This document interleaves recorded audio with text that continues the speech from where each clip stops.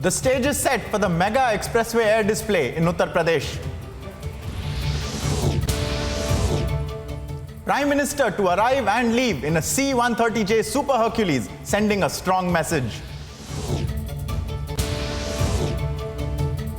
The MHA extends the ban on radical preacher Zakir Naik's IRF by 5 years.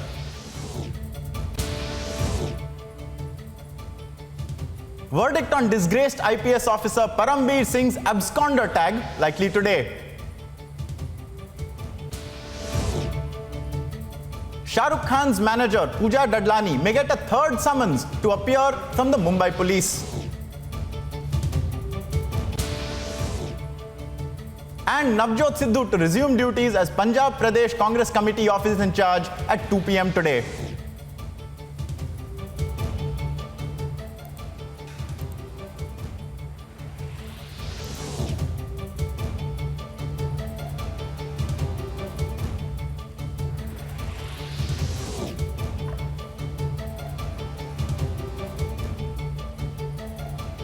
First, viewers, the security forces in Jammu and Kashmir have busted a terror hideout in Haidarpura.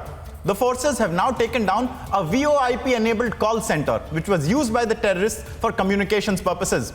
Police CGP confirmed that 2 terrorists were gunned down during the encounter between terrorists and the security forces. And we have Zeenat joining us with more updates. Zeenat has the IGP Kashmir with her. Zeenat, would you like to speak to the IGP Kashmir about what happened today and what is the significance of the VoIP, Voice over Internet Protocol, communication services they have recovered from this hideout? Zeenat, over to you. It's a big success for Srinagar police, particularly Jammu and Kashmir police. The VoIP call center based that has been busted. This is a high-tech call center that was busted apart from killing the terrorist and also the hybrid terrorist in Srinagar operation. I'm joined by IGP Kashmir Vijay Kumar himself. Sir, Vijay sir, काफ़ी clean operation आपका इस बार रहा है, लेकिन सबसे बड़ी success है कि जो VoIP बेस्ड जो कॉल सेंटर है जिसमें पाकिस्तान के काफ़ी कनेक्शंस या बाकी कंट्रीज़ के, उसके बारे में बताइए। बिल्कुल, हम लोग का खबर मिला था कि मुदस्सर गुल है जो ये सेंटर को चला रहा है और टेररिस्ट को, खास के एफटी लोकल टेररिस्ट को फेरी भी करता है, साउथ से नॉर्थ कश्मीर श्रीनगर करता है। रिसेंटली संडे को जो फायरिंग हुआ था पुलिस पार्टी पर जिसमें हमारे एक लड़के जख्मी हो गए थे, उसमें ये इंसिडेंट के बाद टेररिस्ट को इसी कॉल सेंटर में लाया था। और कॉल सेंटर के बगल में एक हाइडआउट भी है जिसमें टेररिस्ट रहता भी था। तो कल शाम में जब खबर मिला था श्रीनगर पुलिस को, तो पुलिस आर्मी CRP मिलकर कॉर्डन डाला। कॉर्डन डालने के बाद हम लोग मौका दिए उसको, सरेंडर करने नहीं हुआ सरेंडर। उसके बाद इनकाउंटर शुरू हो गया, उसमें 2 टेररिस्ट मारे गए। उसमें एक बिलाल भाई जिसको हैदर भी बोलते हैं, FT है, एक लोकल टेररिस्ट है, और अनफॉर्चुनेटली क्रॉस फायर में 2 मारे गए। लेकिन उसमें एक मुदस्सर जो है गुल, वह टेरर का एसोसिएट है और पूरा टेररिज्म वहीं चला रहा था श्रीनगर सिटी में। तो उसका हालांकि हम लोग प्रयास करते उसको कर रहे थे कि जिंदा पकड़ ले, उससे बहुत नेटवर्क मिलता, लेकिन क्रॉस फायरिंग मारा गया है वो। तो इसका जो हम लोग जो उनके घर वाले थे अल्ताफ, वो भी क्रॉस फायरिंग मारे गए। वो इनोसेंट था, लेकिन उसका गलती है कि मुदस्सर को घर दिया था तो पुलिस से वेरीफाई नहीं कराया था, वो ये वेरिफिकेशन नहीं कराया था और कभी चेक भी नहीं किया कि उसके घर में क्या क्या एक्टिविटी चल रहा है। और हम लोग एनालिसिस करें, बहुत सारे वहाँ पर डिजिटल डिवाइसेस मिला है, लैपटॉप, कंप्यूटर, बहुत सारे मैप मिले हैं, बहुत सारे कनेक्शन है, उसको डिजिटल एनालिसिस करके हम लोग आप लोग से शेयर करेंगे। सर, जिस तरह का हाइट बस्ट हुआ है, टेक्निकल एविडेंसेस जो आपको मिल रहे हैं, क्या आपको लगता है कि ये LET या TRF के लोग हैं, इस हाइड आउट से इनको काफ़ी ज़्यादा नुकसान उठाना पड़ा? बिल्कुल, TRF का जिसको जो LET का ऑफशूट है, TRF का झटका तो लगेगा इससे ज़रूर, क्योंकि टेररिस्ट मारा गया है, FT मारा गया है। उस कॉल सेंटर से उनका काम भी वहाँ से चलता था। जैसे देखते थे हम लोग कि कहीं पर कोई इंसिडेंट होता तो TRF तुरंत डिजिटल अपना पैम्पलेट निकालता था, क्लेम भी करता था, र्यूमर फैलाते थे, फेक न्यूज़ चलाते थे, सिविलियंस को, माइनॉरिटीज़ को, पुलिस को वार्निंग दिया जाता था। उसको झटका तो लगेगा, लेकिन हम लोग को और मेहनत करना है। और जिनके पुलिस, खासकर श्रीनगर पुलिस अपने नेटवर्क को स्ट्रॉन्ग कर रही है और इस टाइप के ऑपरेशन करते रहेंगे हम लोग। रिसेंटली हम लोग ने फिदाइन को रोका था और उसको रास्ते में रोक के आर्मी पुलिस के CRP मिल के न्यूट्रलाइज कर लिए थे।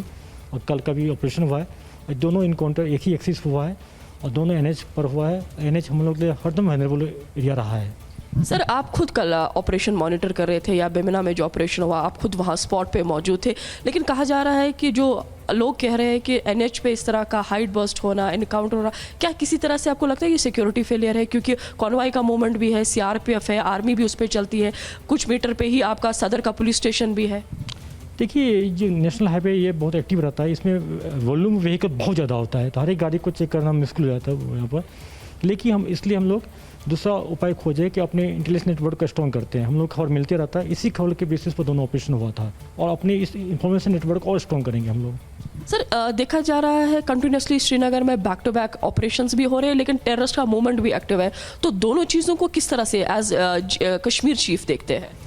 बिल्कुल, श्रीनगर सिटी में खास करके लास्ट मंथ से सिविलियन पर अटैक हुआ, पुलिस पर अटैक हुआ, और ये जब टेररिज्म कम होता है, मिलिटेंसी कम होती है, तो ये सॉफ्ट टारगेट को निशाना बनाता है। वही हम लोग ट्रेंड देख रहे हैं, लास्ट 2 मंथ से देख रहे हैं। लेकिन घबराने की कोई बात नहीं, हम लोग इन्फॉर्मेशन जनरेट करके और इसको न्यूट्रलाइज करते जा रहे हैं, कुछ को पकड़ भी रहे हैं, और पेरेंट्स से अपील करते हैं कि आपके बच्चे की एक्टिविटी क्या करे, उस पर निगाह रखें, और कोई अगर किसी को घर रेंट पर देता है तो पहले पुलिस से वेरीफाई कर ले। सर, जो कल का ऑपरेशन हुआ है, एक तो आप कह रहे हैं कि जो ये मुदस्सिर है टेरर एसोसिएट भी है, नेटवर्क भी चला रहा था या इंजर्ड टेररिस्ट को ट्रीट भी करता था, और ये हाइट भी बस्ट हुई है, डिजिटल एविडेंसेस भी मिले हैं, उसके बाद एफटी को मारा गया है। इस वाले ऑपरेशन से कितना फ़र्क पड़ेगा टेरर एक्टिविटीज़ को, खासकर श्रीनगर में या बाकी डिस्ट्रिक्ट्स में? देखिए, श्रीनगर सिटी ऐसा जगह है जहाँ की नॉर्थ कश्मीर, साउथ कश्मीर सारे जगह के टेररिस्ट यहाँ आते हैं, कोई फिनंशियल एड लेने के लिए, ट्रीटमेंट कराने के लिए, या किसी मीटिंग के लिए, या किसी कमांडर से मिलने के लिए। तो श्रीनगर सिटी में एक्टिविटी होती रहती है, और इससे झटका तो लगेगा, लेकिन हम लोगों को कंटिन्यूस प्रेशर बना के रखना पड़ेगा, अपने इन्फॉर्मेशन नेटवर्क को स्ट्रॉन्ग करना पड़ेगा, और ऑपरेशन को लॉन्च करते रहना पड़ेगा। सर, इस साल में अभी तक 2021 अब एंड हो रहा है, तो अभी तक आपने एज अंडर योर कमांड कितने ऑपरेशंस जो है कश्मीर वैली में हुए? अभी तक बहुत सारे इनकाउंटर हुआ है, जिसमें 135 टेररिस्ट मारे गए, लेकिन इस साल नंबर कम है, लेकिन कमांडर्स बहुत मारे गए इस बार, और कोलेटरल डैमेज भी बहुत ही कम है। वो है। थैंक यू सर, रिपब्लिक से बात करने के लिए।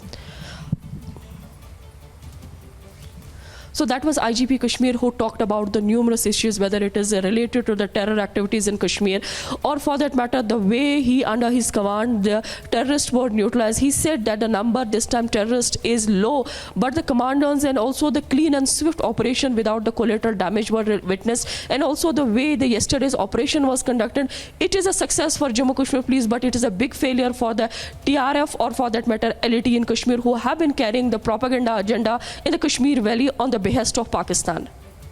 Right. Thank you, Zeenat, for that. And thank you to the IG Kashmir for speaking to us. IG Kashmir telling us about what they busted in the Hyderpora encounter and their findings with regards to the VoIP connectivity that the terrorists were using. And also, they appear to have been running some kind of medical center there also for their people, the other terrorists. So there's a big win there for the security forces and the police forces in Jammu and Kashmir, and a big blow to the terrorists there in the valley operating out of there. This is a story that Zeenat will be tracking for us extensively, and we'll also be covering on republicworld.com. So I urge all the viewers to go over to Republic World to find out about this big story and this big bust and the interview of the IG Kashmir to Republic on the Hyderpora VoIP connectivity hideout busted in the anti-terror operations. A lot of this on Republic World right now. Thank you, Zeenat, for speaking to us.